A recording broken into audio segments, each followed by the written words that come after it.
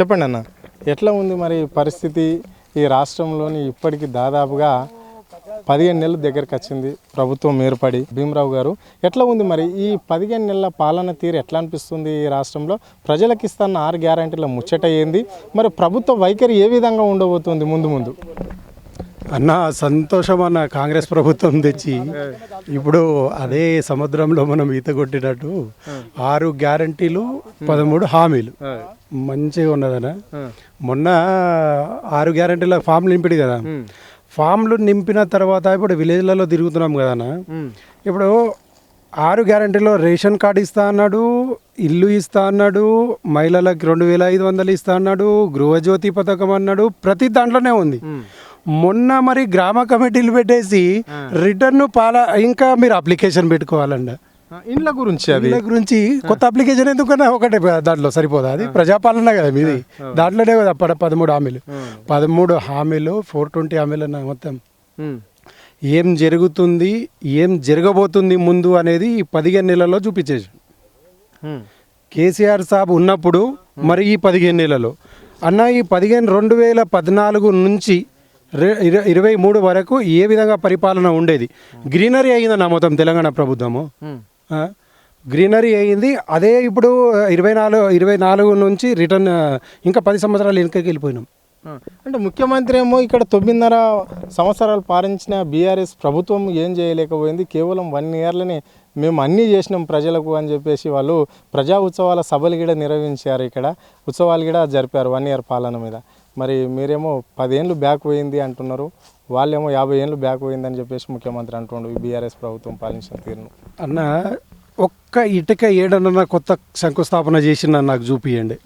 10 సంవత్సరాల్లో జరిగిన అభివృద్ధి ఏ ఒక్క ఇటుకలో కొత్తగా వాళ్ళు వేసిరా? ఏ పథకాల్లో?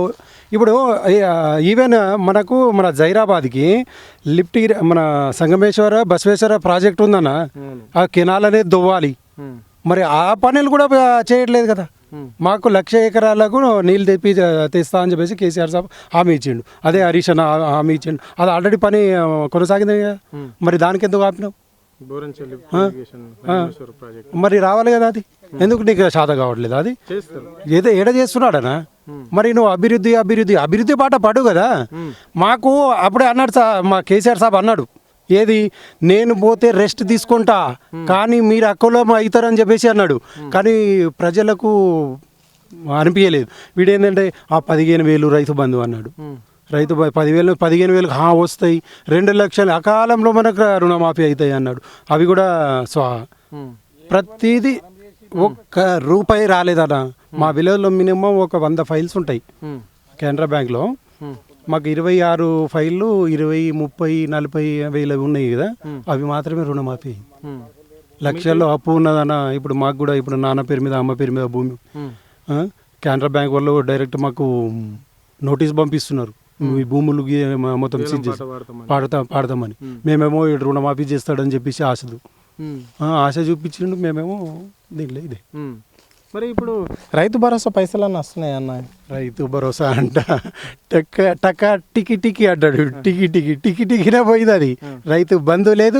కేసీఆర్ తరపు అన్నాడు బంధు అంటే ఇట్లా బంధు కాదు, ఇది మొత్తమే బంద్ చేస్తాడు అనుకోలేము మేము, అట్లా అయింది అది. ఓకే అన్న, మరి ఇప్పుడు ముఖ్యమంత్రి ఎప్పుడు ఢిల్లీ పోయినా ఒక కాంగ్రెస్ సీనియర్ నాయకుడు పోతుండు ఎందుకు?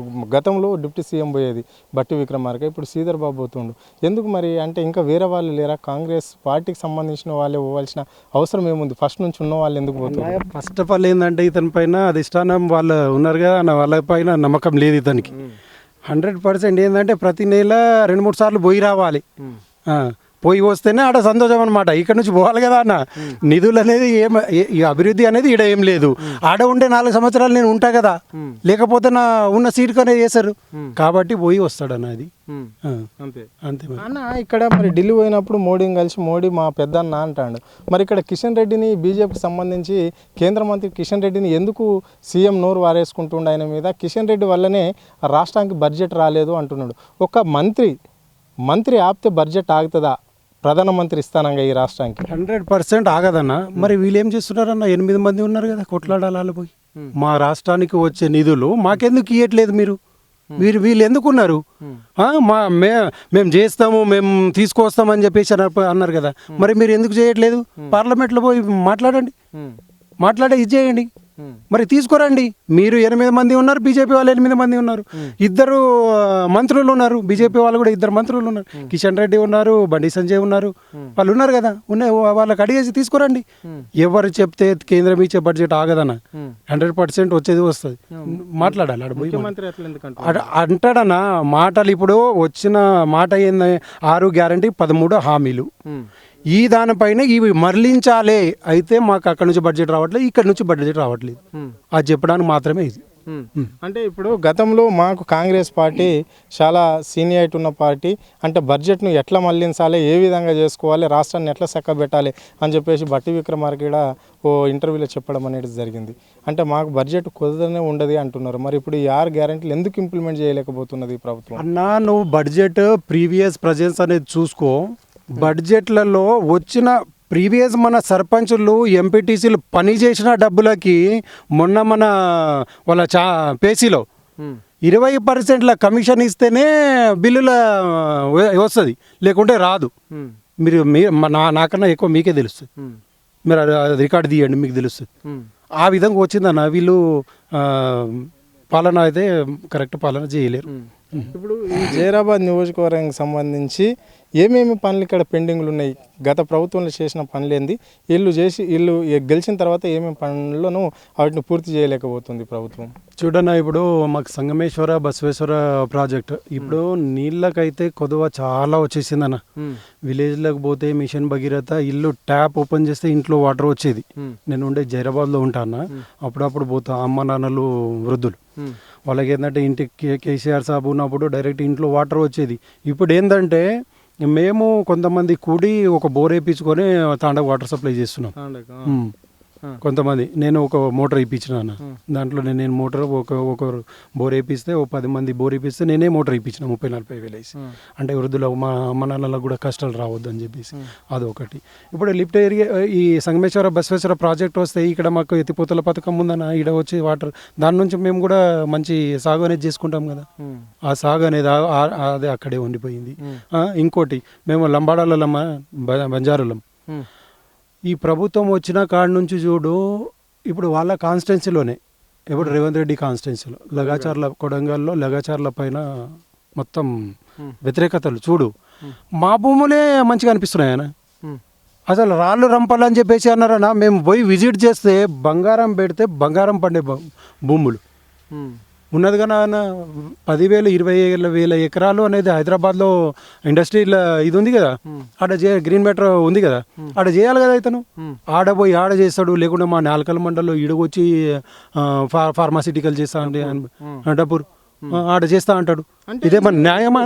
ఇప్పుడు మీరు చెప్పేటి అన్నీ ఇక్కడ అడవులలో తొండలు బల్లులు గుడ్లు పెట్టని ఏరియానే ఎంపిక చేస్తున్నాం మేము.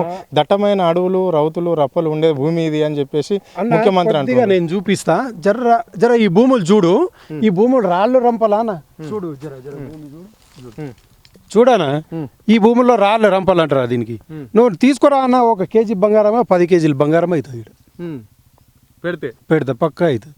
మా దగ్గర జైరాబాద్లో ఏడారి ప్రాంతం భూమిలో లేవన్నా. అక్కడైతే డప్పూర్ సైడ్ అయితే మొత్తం నల్ల బంగారం, నల్ల బంగారము మంచి.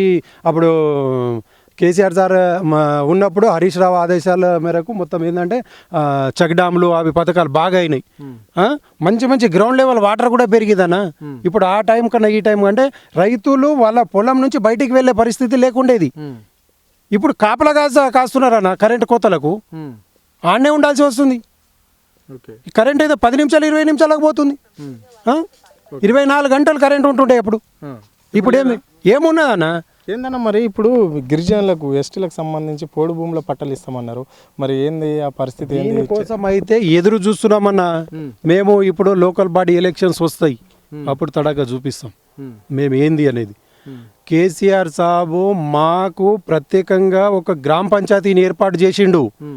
పోడు భూములు 3 ఎకరాలు ఇస్తా అన్నాడు. కొంతమేరకు అప్పుడు అయినాయి. ఇతను రాగానే మొత్తం పొడి భూములు పట్టాలు ఇచ్చేస్తా అన్నాడు. దాని గురించి మాట్లాడితే వీళ్ళు మాకు ఎట్లా చూస్తున్నారంటే ఎస్సీ ఎస్టీలకు బ్యాక్వర్డ్ క్లాస్గానే చూస్తారు. వీళ్ళు ఇలాగే పని చేస్తూ ఉండాలి, వీళ్ళు ఎదుగొద్దు, వీళ్ళు ముందు పోవద్దు, అదే కాన్సెప్ట్ ఉంటుందన్న వీళ్ళది. ఎవరిది? కాంగ్రెస్ పాలన అలాంటిది. ఆ. అందులో ఏంటంటే పెద్ద సార్ ఉన్నాడు కదా రేవంత్ రెడ్డి సార్, 3 రంగుల జెండాని ఆ కాలం తెస్తా అన్నాడు చూడు, అది తెచ్చిండన్న. ఇప్పుడు మాకు రైతులకు మొత్తము పరీక్ష రైతున్నాం, చెప్పుల లైన్లో పెడుతున్నాం మేము.